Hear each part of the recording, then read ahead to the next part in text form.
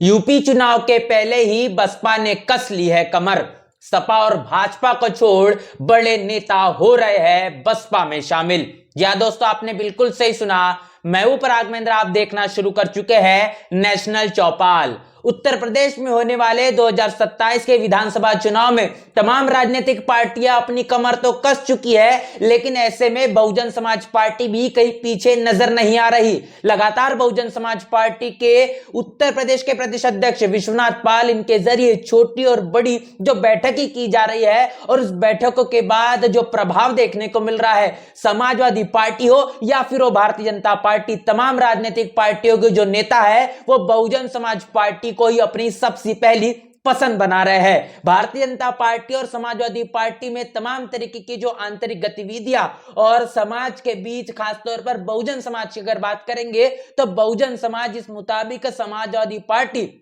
और भारतीय जनता पार्टी से जो नाखुश है, जो कहीं ना कहीं उम्मीद बहुजन समाज पार्टी से लगाई जा रही है, इसका यह प्रभाव है कि तमाम समाजवादी पार्टी और भारतीय जनता पार्टी की जो नेता है उन्हें बहुजन समाज पार्टी ही इस वक्त सबसे पहली पसंद दिखाई दे रही है। ऐसे में समाजवादी पार्टी और भारतीय जनता पार्टी के जो बड़े से बड़े नेता है वो बहुजन समाज पार्टी में शामिल हो रहे हैं। बता दें कि बीते दिनों लगातार बहुजन समाज पार्टी में शिरकत करने का सिलसिला देखने को मिला। हाल ही में अयोध्या से बड़ी खबर है कि बहुजन समाज पार्टी के उत्तर प्रदेश के प्रदेश अध्यक्ष विश्वनाथ पाल, इनके नेतृत्व में भारतीय जनता पार्टी के पूर्व जिला पंचायत श्री श्रीनाथ निषाद जो बहुजन समाज पार्टी में शामिल हो चुके हैं। समाजवादी पार्टी को छोड़कर राम नवल वर्मा भी बहुजन समाज पार्टी में शामिल हुए हैं और ये बात बहुजन समाज पार्टी के उत्तर प्रदेश के प्रदेश अध्यक्ष विश्वनाथ पाल, इन्होंने अपने ट्विटर हैंडल से साझा की है।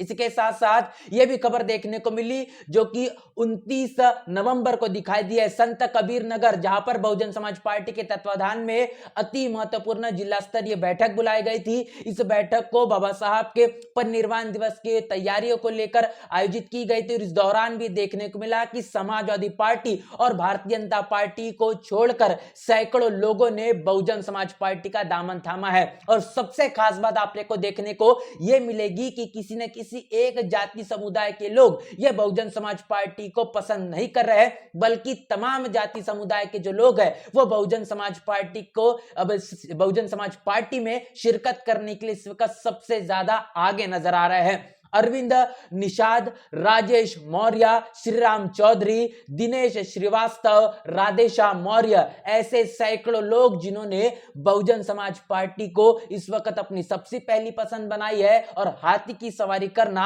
अब शुरू कर दिया है। उन्होंने अखिलेश यादव या फिर हो योगी आदित्यनाथ, इन दोनों राजनीतिक पार्टियों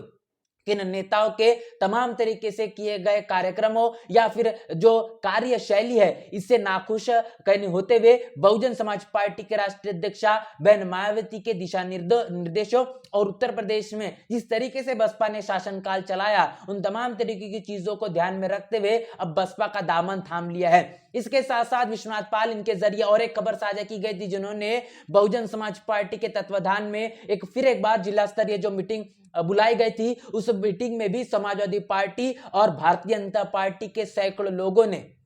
सपा और भाजपा को छोड़कर बहुजन समाज पार्टी का दामन थामा था, जिसमें तमाम नाम इस वक्त शामिल है। रामकृष्ण पाल, इंद्रजीत तिवारी, धर्मेंद्र कुमार शुक्ला, राधेश्याम शुक्ला, करिया गुप्ता, अभय पटेल, शिवाजी पांडे, शीतल चौधरी, अंकुर चौधरी, प्रमोद चौधरी, राम रतन चौधरी, ऋतिक चौधरी, अश्विनी वर्मा, रामकेश चौधरी, अभिषेक शर्मा, ये तमाम जो लोग हैं वो कहने के बहुजन समाज पार्टी और इसके साथ साथ इनके साथ और सैकड़ों लोग जो सपा और भाजपा को छोड़कर बहुजन समाज पार्टी में इस वक्त शिरकत कर चुके हैं। तो आपने जिन नामों को अब तक के सुना और बाकी भी और जो नाम शामिल है, इन तमाम नामों से इस बात का आप अंदाजा लगा पाएंगे कि अब बहुजन समाज पार्टी किसी एक ही जाति समुदाय को कहने के पसंद नहीं आ रही है, तो सभी के सभी ब्राह्मण, क्षत्रिय, वैश्य